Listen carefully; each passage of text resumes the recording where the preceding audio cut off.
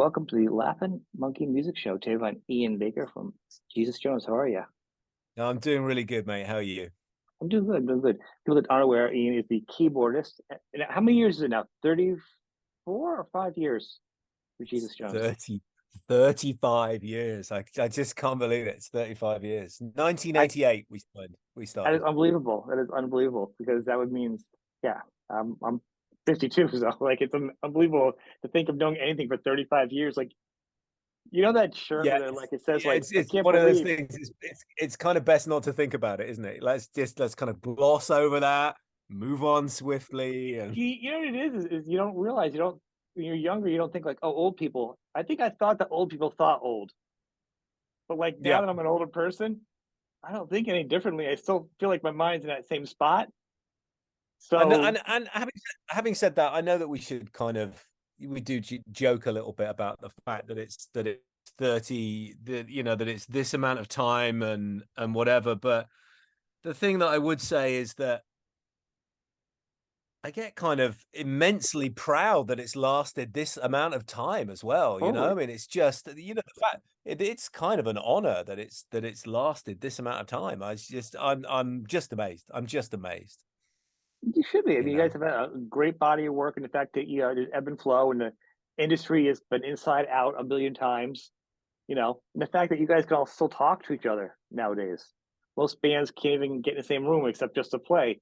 You guys are still friends. So I mean, there's a lot of great dynamics, Yeah, motion. that's a big thing for us. I noticed that because I do look at other bands when they get out on the road, and it always amazes me just like how many of them, if you see bands from our era that are still touring, a lot of the times it's not really the whole band. It might be like one guy or two guys, and there are these session musicians on Mhm. stage. So if people come out and see us play in the US in a couple of months' time, it's the same five guys. It's the same five dudes that it was in 1988, still on the stage, still playing together. Which I mean, that makes me incredibly happy because we do. It makes you feel like you've got this sort of family that's developed over time, but also I think that's a product of the fact that we got all of our arguments and our stresses and our fussing and our fighting out of the way quite early on. I'm not going to pretend that it's been a incredibly easy journey because it never is for any band. But I No, think that we were we had a lot of fame very, very early on. Whichever way way you early. cut, yeah, but way early, and whichever way you cut and slice that, there's no getting away from it. You can't sugar soap it in any way. We were very famous early on in our career. There's no way of getting around that. But I think that's either a blessing or a curse, or it's a bit of both, depending on the way that you look at it. And for us, um, it's obviously a bit of a blessing because hey, you get to go out there and live life like a rock star. You go from 0 to 100 because we were doing that within 6 or 8 months of starting, which is insane. But the flip side of that is that it does present an awful lot of stresses and strains, and I think that first 18 months of our career was really difficult for us, and it put us under a huge amount of pressure. And but luckily for us, all of that pressure on ourselves as people came very, very early on, and it meant that we were young enough to grow and adapt and to get over it. And so we've had those fusses and we've had those fights, and 35 years later we're still here. Well, right. um which I think is great. A lot of people don't have the luxury of what we've been through, the good and the bad times. And Or don't get past it. I'm yeah, I'm thankful for both, for the good and for the bad. Well, I think what's really kind of fun is like you got to be the rock star time during the best time to be a rock star. Because if you really waited until later in your career, it wouldn't have been as much fun.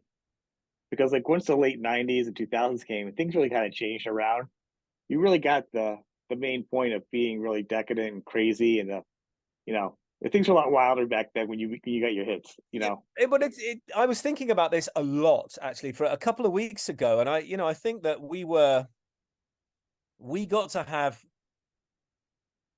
we have analog memories in kind of what is now a digital era, you know. And Mhm. people say, what is it about bands from the 90s? When people look back, why do people like these bands so much? And I think that, you know, now if you go to a festival or if you go to a show, you document every single second of that. You know, you can, here's click, here's a Yeah. photo, click, here's a video.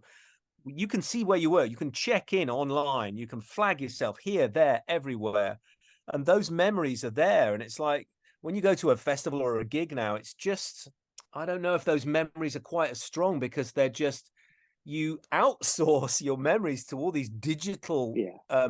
banks of memory. Whereas if you grew up, I don't know, going to bands, watch bands in the 80s and the 90s, maybe early 2000s without a smartphone. I mean, God knows how you managed to get there and meet your friends in the first place. But, Right. Or how but those bootleg? Who got those VHS camcorders in the two parts with all the video yeah, yeah, bootleg videos? Yeah, who's stuck it in? I don't remember seeing anybody with that big old film section yeah, going in yeah. there. How did it happen? You know what I mean? So, but I just think that because of that, because there were no phones, because there was no digital crumb trail of memories, I think that what happened was that the people hold on to those memories a lot, a lot stronger than they would otherwise. Do you know what I mean? And I think that's what, it's not just nostalgia. It is the people have incredibly strong um, memories from those particular times, you know? It's the age. It's the age, though. I mean, one thing I talk about this in the show, and it's really kind of always over time been formulated because speaking of Mm, artists in different time periods, that's usually the peak earning point before you're paying bills and getting married and having kids and whatever. It's your yep, peak growth period. It's emotional, so you're going to connect to real, or whatever song for whatever band is at the time. You know, whether it's you're younger than Zeppelin or whatever it is, because those are your years that you're peaking at, and then yep, that's your memory of that time brings it back to that to you being that person. You yep. know, But I mean, I do, yeah, I think that's why maybe people look back on it with such rose tinted glasses. But I do think that, you know, memories are something which were created back then, and Mhm. I think memories are something which are collected back, Yeah, I agree with which that. are I do, no, I agree with collected that now. totally. You know, it's memory is a process of collection now, and it's a process of collation, whereas then it was a process of creation. And I think there was a sense of um a collective endeavor to those memories as well, because you form those memories when you're with your friends at a gig. You know, it was a collective endeavor. Now it's just you and your smartphone, and everything feels quite isolated, you know. So Well, you also nowadays you're not going to get the things that we got, the rock legends of stories that may or may not have happened because yep, there's no one to really document it. It was the story of a story, and everyone's memory is horrible. As we've learned in like court scenes nowadays, we're like, as I remember it, it's like never the same because our minds always see different things. yep. So these legendary It is, you know, stories I mean, would never would when have we go happened. back to, yeah, when we go back to our material, some of our back catalog, I mean, some of it, yeah, you're right. These days, all gigs just exist as YouTube clips and Instagram reels and all the rest of it. And you know, back then, there isn't the digital documentation of those memories. It's like they are something that people share. Do you know what I Yeah, mean? it's So totally. yeah, it has definitely changed over time. It's definitely changed. Well, you know, and it's good and bad. Like I like to document things, and I'm okay with seeing some footage, but it's only good if it counts as supplemental. Like I'll shoot something if I'm at a show and I share it with somebody on my page, because say somebody I'm in America and Yep. somebody in another part of the world, well, I know the band is not touring there, and how great for them to be able to see Yep. it or me see it. That's fantastic. But as a music fan, as somebody who supports musicians on this show and encourages people to go out and buy the merch from the artists, go directly to the sites, go see live shows, it Yep. only counts as a bookmark until you can get to the show. Or if you can't go to the show, if you can't afford to go to the show, we all have different economic situations. So whatever way you can enjoy music is fine. But if Yep. you have that capability, Yep. that should just be part of your journey to enjoying the music. It Yeah. shouldn't be like supplemental and being like, well, I saw them on YouTube. That counts as my Zeppelin days. No, Yeah. Yeah. Yeah. Yeah. it's a moment you could experience, and it might be the closest thing, which is that's good. But if you Yeah. can go live, it's the best. I mean, I think that brings us back to the idea of outsourcing, participation in music is something which has been essentially outsourced now. You can live vicariously with music through various digital platforms and through streaming, and you can feel like you're involved, but there is no real substitute for a visceral connection, Not at all. and that is something which is the link to that visceral connection is not as strong as it was 30 years ago. And I think it behoves all musicians to try and do as much as they can to try and keep that link going, or to at least to stress the importance of that link. Well, and that's interesting because like in a band like you actually probably had three different layers where you came out, you had the full force of the record industry once you had your hit Yep. behind you, and then you had the middle years where the industry where you didn't have the big hits, and the industry was finding its legs. We had Napster and this, and the music styles are changing, and the pants Yep. and style. So like, and then you're trying to find yourself again, and now you're back at a point now where 80s, 70s, I even 60s, 70s, 80s, and now 90s have kind of come full circle because the age group, everyone's kind of back to being financially able to go to shows again in our age group again. Yep. Kids are older. Yep. Everyone's got the money to do it now. Yeah. We're not talking $400 Bruce Springsteen tickets, but we're talking about we can go to a show and go out with our significant others, or our kids want to go. I remember bringing my kids to shows now, and Yep. but you're back to that. But so you had like three different levels, probably maybe more. You would see more, but you know what I'm saying. Like you had Yeah. different Of course. industry peaks. Those are big Yeah. dips. So The industry goes through different phases, and I think it's interesting for us to see those phases progress. But I mean, it's also interesting to just go through those on a personal level because, talking, on a personal and career level for us as a band, it's interesting to go through those phases. I mean, Jesus Jones did have at the early period of time for the band were the years when we were incredibly successful. And then we had years when we were less successful. And I like to think that, it's fame is something that you chase because you think that you want it, but fame may be something that you want, but failure, I think, is something that everybody needs because you learn way more from the stuff that you get wrong than you learn from the things that you get right, So every single thing that we got wrong was, if I look back, those are the things that have shaped us more and shaped us more in the way of the people that we actually are, but also the music that we make now is produced because of the things that we went through and we didn't get right, and I'm quite glad that we had the ability to do that. That is perhaps the biggest privilege of having a career that lasts that long. That's the thing that I'm most grateful for, because there are bands that don't have access to that privilege, bands that, hey, maybe they get like 3 or 4 years and they split up after 5 or 6 years because, something didn't work or the record company dropped them. And I think you need those years in the wilderness. You need to be able to go through that, and luckily we did have those wilderness years. And it means that when you come back from those, the lessons that you learned and the time you spent away means that you're able to do things in a better way. And you're also able to appreciate your time coming back. I mean, the fact that I'm talking to you after 35 years, 35 amazing. years of being a band, you know what I mean? I appreciate the right and the privilege of being able to have this conversation with you now. I appreciate this way more than I did thinking back to it. I appreciate this way more than I did going on like, oh God, we were on some late night live TV shows. The Arsenio Hall show. We were on the Arsenio Hall show. And I'll tell you, I appreciate this now more than I appreciate being on the damn Arsenio Hall show, because Thank you. you kind of took, but you kind of take that for granted back then. You know what I mean? Mhm. You're like, well, we're successful, and somebody from the record company says we're going to do this today and we're going to do this tomorrow. But I don't take anything for granted anymore. So Well, the fact that somebody wants to ring me up and talk to me about being in a band you 35 years on, I'm like, yeah.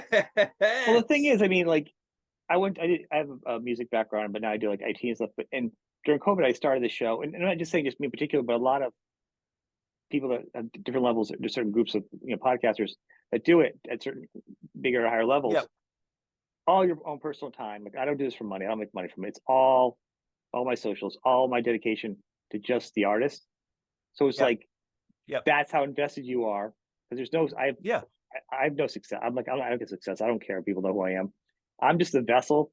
I want people to be able to go on to the show and hear different artists and be like, what have they been up to? Because not everyone can have their ear to the ground or are as obsessed as someone like me. yeah, But but something like me is obsessed can say, here's this episode, here's this artist, here's what they've been doing. Maybe if you don't like them, you can yeah, listen to the episode and go, oh wow, that was really interesting. Let me go check them out. Like that's you yeah, know, so there's a true honesty on a small level on a show like this or anybody's, you know what I'm saying? As yeah, opposed to like back in the day, it was a big production where it was yeah, like, well, your numbers are this because I have had people on my show that are still huge, and some people shows that are just yeah, work on their first album week after a day after. Like it yeah, doesn't matter to me. It's just, do you love music and what yeah. kind of person are you? You know what I'm saying?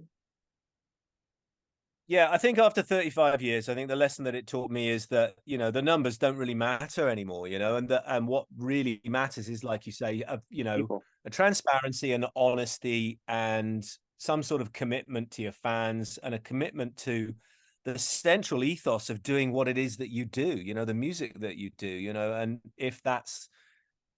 um, if you still have that after 35 years, like I said, it's a privilege. It really is. And I think it's broken down from being the untouchable rock stars to the neurotic fans of like the Beatles to now like a lot of people like kind of like their friends because you see them at certain shows. It's a family.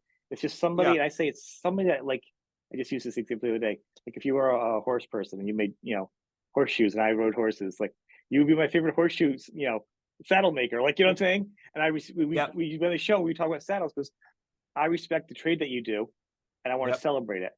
But you're still a yeah, regular person because yeah. that's how you feel. Well, You know what I'm saying? I And think, that's the yeah, difference. I think social media's had a big part to play in that, in the sense that it has given a face to the fan at last. Previously they were just an amorphous crowd for a rock band. You'd look out and there would be this blob out there in front of you. And social media has given it empowers that crowd to give themselves separate names and faces and separate identities and not only that, those separate identities and names and faces can attract the attention of the people that they follow, and I don't have a problem with that. I love talking to people, and I talk to the same people online, and you build that bond between band and fan, and that's been a massively positive thing, That seems and way everybody cooler than likes to anything. Yeah. yeah, everybody likes to rag on social media, and it certainly has its downsides. There's Well, no everything doubt. has its downside. Everything that's good is bad. Cars are Yeah, great. Drinking's great. Drinking and driving is awful. Like everything, yeah, chocolate's great. Too much chocolate is not good for anybody. You know what I'm saying? Like everything is good and bad. How are you yeah, using it as totally. a tool? It's a Yeah, paintbrush. yeah. So, but yeah, I'm pretty happy that I'm happy with the band where we are and what we're doing, and I'm incredibly happy still to be talking about it. It is a pleasure. It is an absolute In the mid pleasure. years, though, you had a thing where you had like during the ebb and flow years, you had a little more extra time and you Yep. started doing other things. Want to just Yes. touch upon that for some people? Because I think it's really fantastic, and you could probably put it much more succinct than I could. Yeah, we all did. I mean, we all did various different things. I mean, effectively, we never split as a band, but what happened is in 1997, the record company, it's called, they neglected to pick up the option, so every album that comes out, the record company has an option to carry on working with you as a band. And there's this thing where they neglected to pick up the option to carry the next album. And effectively, that means you drop. But Right. It's a that's great how term. They they should have yeah, that like you should like you get married and you have a 10-year option and you're like, yeah, oh, yeah, so my totally. wife neglected to pick up my option on my 10th year. Yeah, yeah, So totally. now I'm That's how they single. frame it, So they didn't pick up the option, but it basically meant that we never split because it just meant that we didn't have anything to do. You know what I mean? So we didn't ever have that thing where we sat down and said, that's it, we go our separate ways. But we just didn't have anything to do.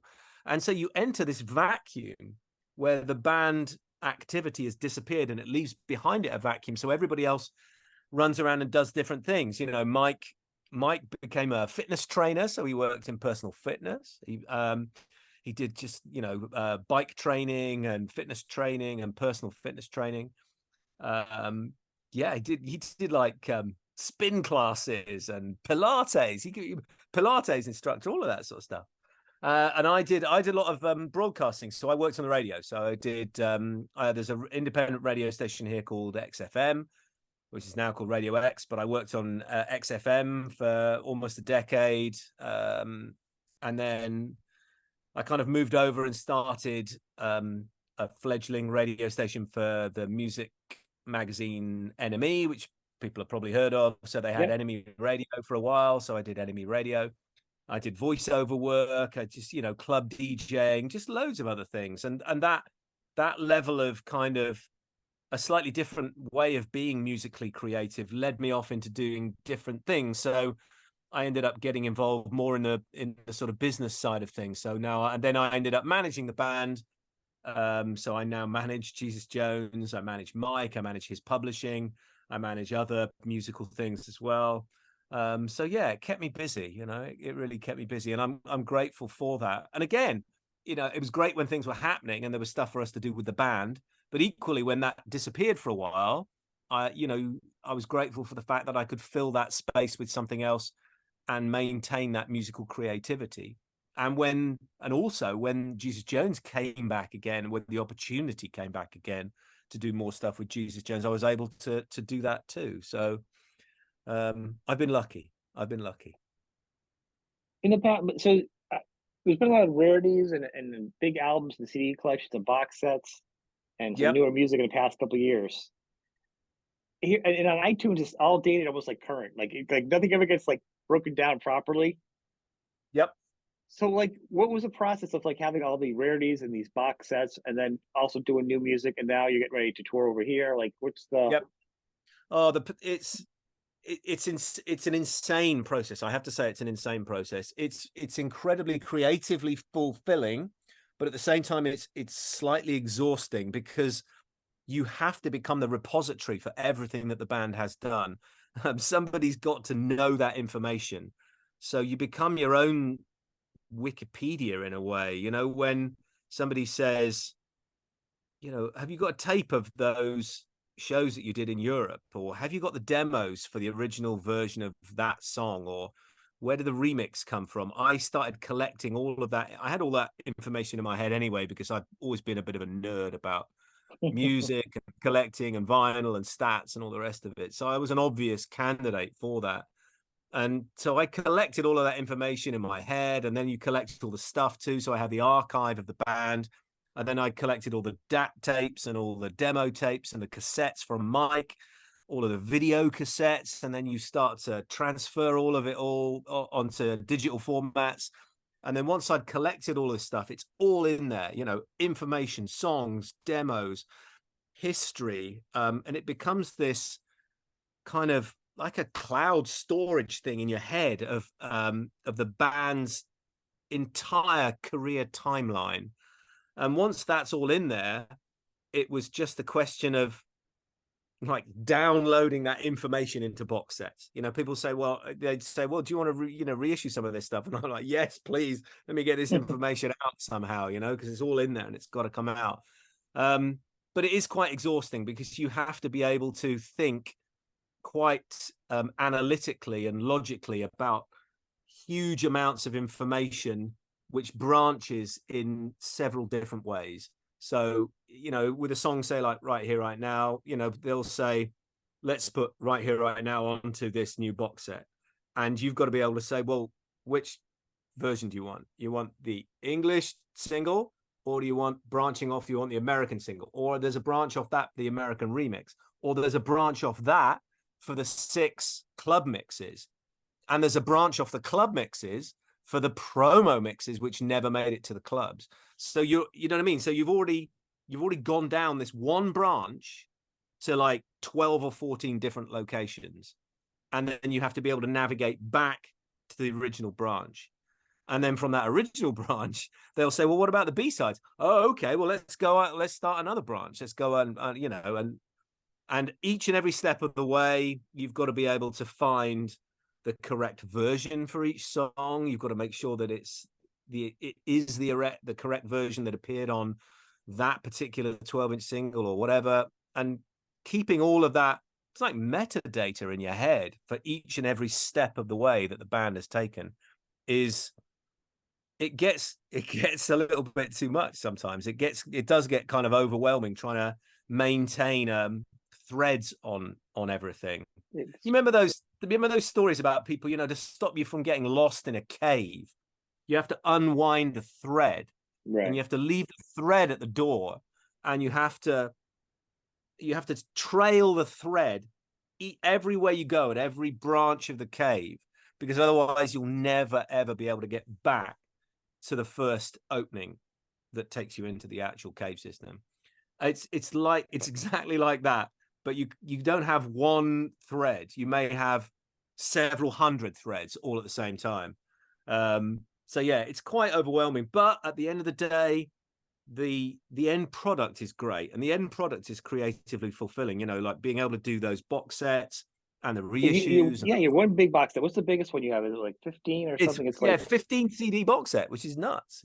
15. That's an unbelievable. It's bananas. Like, and I would say, but also as a band like you, because the sound of the band is not locked into being a 4-piece rock band or a 5-piece rock band. Yeah, because you got all types of music, and there's dance, and there's all kinds of dub and disco. I hear all types of music in you guys, and I'm sure you guys all have your own influences bringing in.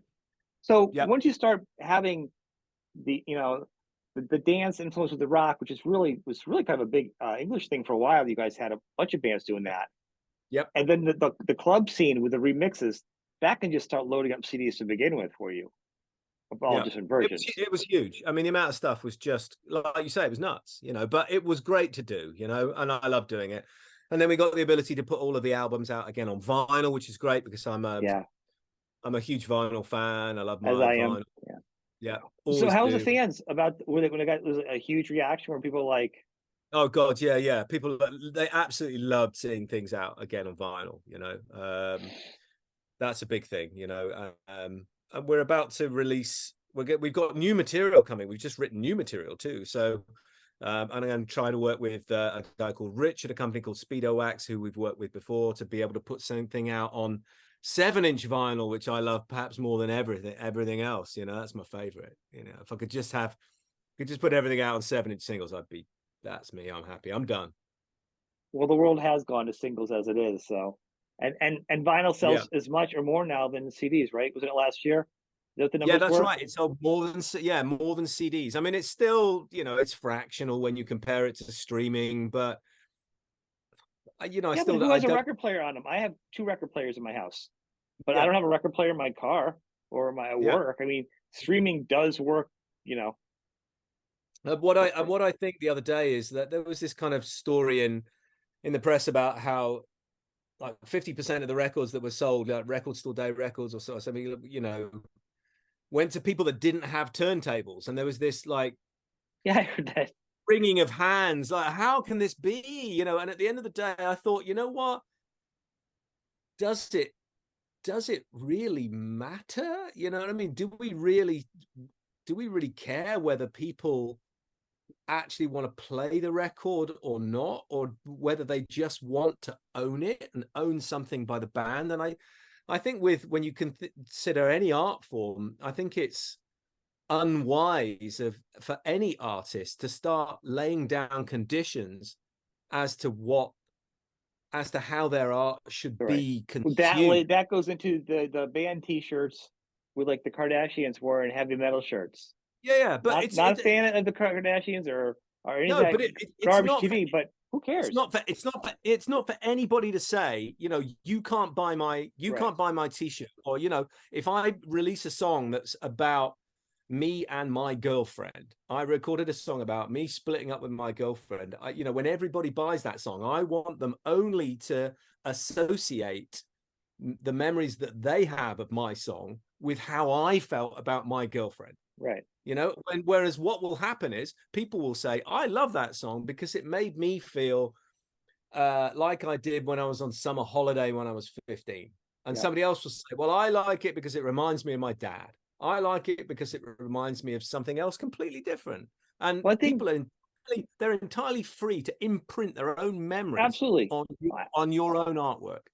I think the problem is I think some of the people were saying, well, name and the big thing is name 3 songs from this artist. Yeah. Listen, if somebody just wears a shirt for fashion, especially I know if I see a Kardashian with a Slayer shirt, it Yeah. doesn't change my opinion of Slayer. No, not really. It doesn't make me think the Kardashians are a fan or not because they take up no space in my mind except the fact they're a good talking point in this conversation that everybody Yeah. can be aware of who the person is. Yeah. Who cares what they wear? Who Yeah. Yeah. cares So I'm if this person's totally. wearing or if someone's wearing a Macaulay Culkin's wearing a Nirvana shirt or a Husker Du shirt? Who cares if somebody wants to wear a shirt? Wear a shirt. Yeah. Yeah. Yeah. Yeah. No, no, Cash your I'm with check. you on that. Cash it as long as Yeah. you're getting paid for those shirts. Who cares? It's still free advertisement. Yeah. No, yeah. Yeah. I'm with you And all the way. I'm with you all the and I think with the records, I want to be hopeful that maybe they're buying them because maybe it's a younger generation doesn't have record players and they don't have a place where they can play it, and they're buying Yep. a couple records of their favorite bands with the hope to get into records because a decent record player can cost you set you back. Yep. You know, I got like a small one that is just one speaker, and the next thing you know, I have got an older one now, and I got some bigger speakers. But not everyone can afford that. So if you buy the records when they come out, you know that things change and versions go away. Then you have it. Hopefully, it leads to more record buyers and more. You know, Yeah, hopefully. absolutely. Yeah, yeah, for Either way, the sure. band gets paid, and the bands anybody just get paid is the bands. So Yeah. don't turn away money for for any kind of money. I think that's the Yeah. biggest music lesson you can learn. Don't push away fans. Who cares if they want to buy your shirt or your record? You know, just make sure it's not a third person out of state check or something. You know, just make sure it's cashable. Um, Yeah. but how's songwriting been for you guys though now though? Because you guys have experienced so much and the ups and downs, and clearly now it's really about writing because there's less of a profit margin. So it's really about just the love of music, you know. Yeah. Um, yeah, it does change. You know, I mean, I think that in the past there is that real sense that you have to comply with the music business, you know, that you were in a little bit of an arms race, you know, Right. Sorry, releasing singles. a hit single. Yeah, yeah, totally. And I think that definitely disappears, you know. So that's another one of those good things, bad things. It's great to be recording records that you know are gonna think, but it's exhausting as well. And I think once you're freed from that, it allows you to change your creative process and say what you want to say without any form of compromise at all. That's something which is great, you know. But And yes, there is a vacuum in the sense that that real sense of perhaps commercial hunger may have disappeared, and that commercial hunger can drive amazing music, you know. Some artists out there who are commercially right, hungry, and you listen to, you know, if you are like Taylor Swift or Miley Cyrus or something, and you're like this pop juggernaut, you know, and sometimes the sheer um, force of some of the commerciality of those records is breathtaking. You know, it's right. breathtaking. But at the same time, I find it breathtaking and kind of exhausting as well, you Well, know? And I think it's it nice to be happens. away from that. It is, but I mean, and then becomes a danger of not just say Taylor Swift now or any artist, because most people have their good 10 years, solid 10 years. If you have longer, it's really special, but or whatever. Yeah. But just like say you write a big book, a Stephen King book in the beginning. I'm going to buy the next Stephen King book back in the day. You know what I'm saying? Like I'm going to get this because I know this was good. So Yeah. at that point, you're writing the songs, and people are buying it on the merits because they I know what you like and you in your last album before it's Yeah. out. So it's like you're as good as your last fight as a boxer. So at that Yeah. point, are you still being an artist because people are just buying it blindly now? Because you get the love of Taylor Swift, there are people Yeah. that's going to buy everything Taylor Swift. So at that point, it's good as a fan, Yeah. but as an artist, you guys start questioning like, well, is it just does it even matter what I do anymore? Have I become bigger than myself? Have I become bigger than my art? Yeah. But like I say, I just And, find it exhausting. You know what I mean? I just find it kind of exhausting. So, but yeah, the songwriting is it's nice to be free from those things. It's nice to be a little bit away from that huge commercial pressure. But having said that, we also, and Mike, you know, because he does the songwriting, he likes some pressure in the sense that he likes to work to some sort of a deadline. So he always likes me to say, like, mate, we need an album. You know, we just got to put an album together. And he'll say, oh, okay, all right, I'll start writing an album. Whereas if there's nothing, if nobody says to him, well, we need an album by the middle of next year, he won't do it. You know, so it's really weird. His songwriting is still led. Yeah, his songwriting is still kind of task led. There has to be some sort of thing there, and that allows the creativity to move and to start flowing. That's pretty funny. I don't know which how is artists interesting. do that. He does in that sense. He's not like other writers, you know. So that's quite interesting to see. But once it starts happening, and we know that at some point in the future there is an album on the way, he just starts writing just as normally as he would ever do, you know. That's fun because either you're kind of musicians you talk a lot about, either that you're writing when you get the urge or the idea, or you get a couple of song ideas a year or whatever, or they're like they don't do it unless they have to because it's not really natural and they have to work hard and it's exhausting, and they need outside writers or ideas, and you know what I'm saying. But the fact that he can be like, I'm just not gonna write anything, but then when he does write, he can still just pick up where he left off. It's kind of a little different than the mindset of most people, you know. It's kind of interesting, actually. You just turn it on, it's like a faucet, you know. Yeah. Which is pretty interesting. Where are we at now? So what are we looking at now for the tour and stuff? Where are we going this next year? What's the year looking like now for you guys? Well, yeah, it's busy at the moment. You know, we've kind of come to the end of the reissue program, which is good because it was just like a year and a half's worth of solid insanity. And we're just looking towards the American tour, which kicks off at the end of June in Florida. And then that lasts for sort of 2.5 weeks. Then we'll come back in mid-July to the UK. And then from then on, we're hoping to put the single out on vinyl in the UK, sort of maybe September around that time. Then we've got a couple of festival shows and also maybe some UK dates that we'll play in October. And then I think after that, we want to come back to the States again and finish what we started. I mean, this tour that's coming up is very much Midwest, East Coast. There's nothing at all on the West Coast, which is crazy. But we just knew that logistics of touring and the sheer expense of it, especially for UK bands coming over, it's a logistical minefield, and it's also a financial minefield as well. So to limit any kind of potential trouble from that, we were like, well, let's break it down here. Let's see if we can do one bit now, and then we'll regroup and try and come back and do the second half next year. So that's the plan. America in the middle of this year, maybe towards the end of this year, we'll go somewhere else around the world. I'm not sure where. But then hopefully we'll be back in the States at some point early next year. Has it changed? Well, that's good because I know a lot of bands are having a hard time coming over here. I've heard a couple of English bands. I've brought that up to them. They're like, "No, it's like great. I'm making more money. It's really good." I'm like, I don't know where everyone else is having a hard time. I don't know how they're doing it. Tell me how they do it. Tell me how they do it, because I know these are hard. I'm running the numbers at the moment, and it ain't that easy. No, trust me. I've been talking artists between, you know, it's over $1,000 for a bus, and you get insurance and this and that, and you're doing, you know, visas are what, 5 to 7 grand. I mean, it's you're getting taxed on your merch coming in, then you get taxed at the venue on the merch. You know, it's crazy. Yeah. I don't know what the profit is at all. At the moment, I can't go. You know, I'm not going to go into all of the figures, but I'll tell you for free that any tour that you do, expenses versus income, expenses can run anywhere up to about 75 or 80% of income. You know, so you could be, you know, say that you went out on tour in the States and you made $1 million. That's amazing. You could have to pay $750,000 to make that million. You know, and so. And don't forget that you have to pay that 750 up front.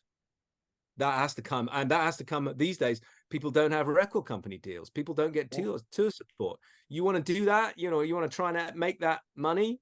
You got to find that money out of your own pocket first. And people still say, well, okay, maybe you make $250,000, but that's like saying, you know, it's not really much of a bet if you had to lay down $3 as a bet to make $4.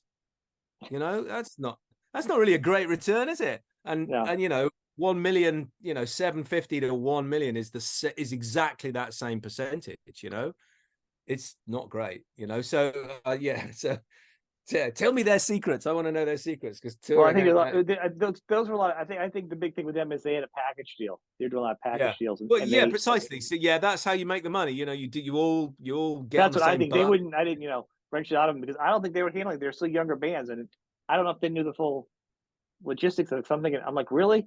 I've talked to Yeah. hundreds of musicians. Yeah. I used to work They in the don't music use, industry, and I used to work in the music industry. I have a good idea of what everyone's looking at right now. The struggles are. That's the point of the show, is to tell the fans the artists are not complaining about it, but I will be a realist and share with the fans some of the struggles so they can yeah. appreciate if the band does get there, you really need to show up. Or if Yeah. the band can't do it, you really need to not complain because they're going to really do their best Yeah. because they really want to play. But these are the Yeah. real problems they have. And they risk more Yeah. of Yeah. their Yeah. future, of their future finances than most people normally do at this point. Yeah. And you need to have more money nowadays when you're in a band because you don't have normal health insurance and stuff. You're not on a government plan. You're not on a company vested.